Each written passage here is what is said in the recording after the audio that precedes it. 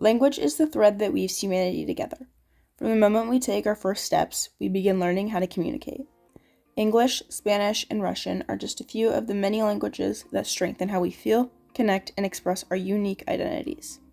While all languages serve the same purpose, ASL is a unique example. It is a fully developed language with its own grammar, structure, used primarily for the deaf and hard of hearing community, that isn't spoken but signed. Meet Savannah, an accomplished sign language interpreter who is fluent in both ASL and spoken English. Her role is more than translation. It's an essential link that ensures everyone has a voice, whether they hear with their ears or their eyes. She embodies skill, empathy, and dedication.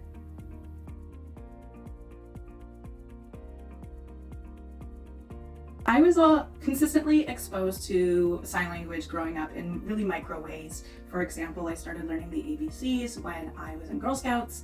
I had a deaf uncle growing up, and it wasn't until I went to Northern Secondary School, which had a deaf and hard of hearing program. So I would see sign language being used in the hallways. There was always an interpreter at the assemblies, and I thought it was really cool. So in grade 11 and grade 12, when electives opened up, I took ASL 101.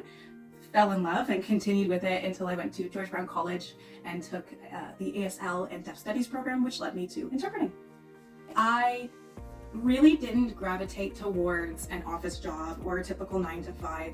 Every day is something completely different. I'm there in the role and the capacity as someone who is providing accessibility. And so my job is to be a language and cultural facilitator. So that a lot of that revolves around confidentiality, neutrality, and maintaining consistency in how I interact with people every single day at my job.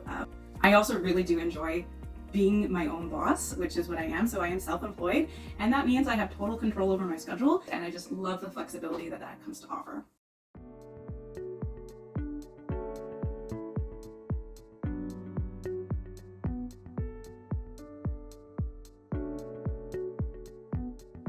A lot of people assume that I'm also a sign language teacher. That is not what I do. I work as an interpreter. I'm also not here to help deaf people, as they are independent and fully autonomous individuals. I am there in my role as someone who's providing access to the language component. Something else that's really, really important to our field as well is having feedback from other interpreters, agencies, and deaf people in the community. Without that kind of feedback, we cannot co-create meaning together. When I hear about it, when I hear her speak about it, when I see her practice it, when she's getting ready for work, I think it's one of the coolest jobs that somebody can have. I feel like it's very niche, and I think that works perfectly because ever since we were little, she's always been the most vibrant in the room. She's very artistic, very down to earth, always wanting to be social with everyone. Just watching her grow up and kind of seeing how all different characteristics of herself have meshed into one and how she's become so accomplished with her career in the ASL.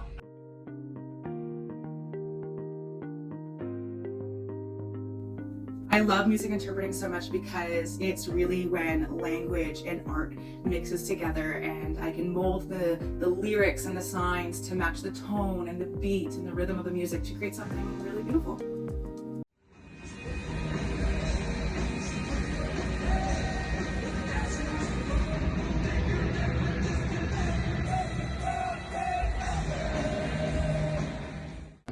I would say Savannah is the person that you just know, like she lives her life to the fullest. Like she's a very artistic woman.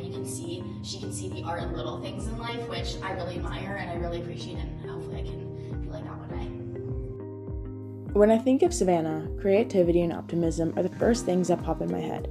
As my older sister, growing up with her has always been so inspirational, as she strives to be an active person and isn't afraid of the opportunities the world has to offer. She doesn't let anything get in her way, and she always lives life to the fullest.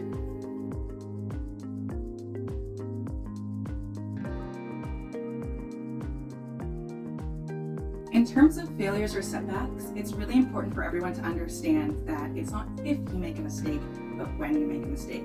Mistakes happen in every single day life, personal and professional, and it's really important in those moments of error to take a step back and engage in a conversation with the people around you surrounding honesty, transparency, and ownership. I firmly believe if you have those three things ingrained in the conversations that you have when you're trying to work through a problem, figure out how to improve, or try to learn how to make it better next time, you will make it better for the next time. For me personally, when I make a mistake in my work, when I have those conversations, it really helps prepare me on how to do the same job again, but better.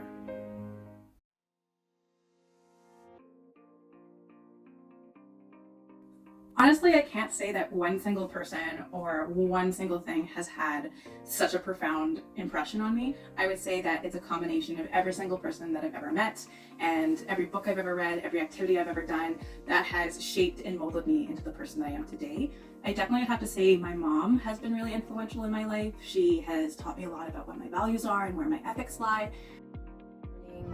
She's the kind of person who's very spirited. She likes to learn. She likes to do good things, play hockey, do a lot of art projects, travel and see new places. And I've always encouraged my children to take jobs if they can that will hopefully always be available to them. I'm very proud of her for doing what her heart told her to do.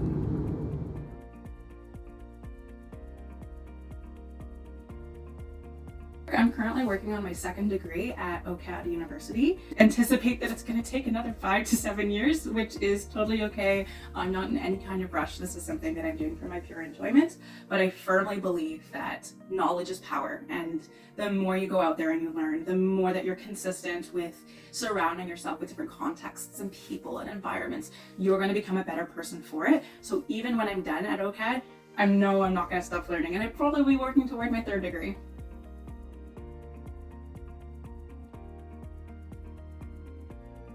If I were to go back in time and give one piece of advice to myself, or really to anyone, is that investing in yourself is the best investment that you're ever going to make. Yes, we want to be generous and kind to others, but at the end of the day, the most important person is you. It's like when you're on an airplane and you're about to take off and they announce, please put your oxygen mask. In the case of an emergency, please put your oxygen mask on yourself before helping another individual. This same thing applies to every single day life. If you are struggling, you cannot help other people. So doing things for yourself, like scheduling self-care time, signing up for a workout class, taking financial literacy courses, these are things that are going to help you, not only you thrive, but everybody else around you.